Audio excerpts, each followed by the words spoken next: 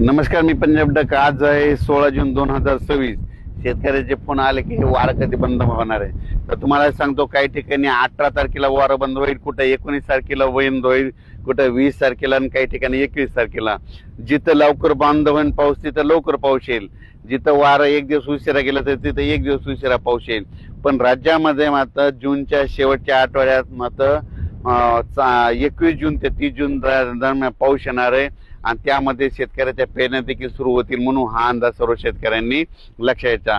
दुष्काळ वगैरे काही पडणार नाही. तुम्हाला सांगतो, जूनच्या शेवटच्या आठवड्यामध्ये काय होणार आहे, वातावरणात बदल होईल आणि दररोज काय होईल, सगळीकडे ती एकदम 21 जून ते 30 जून मध्ये सगळीकडे पाऊस पडणार नाही.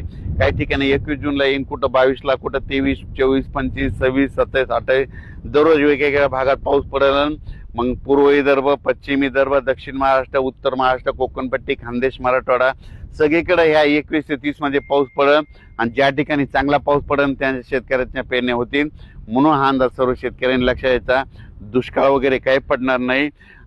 21 जून ते 30 जूनच्या दरम्यान म्हणता राज्यात वातावरणात बदल होणार आहे आणि हे जे वार आहे हे काय होणार आहे, 19 जूनच्या नंतर बंद होणार आहे.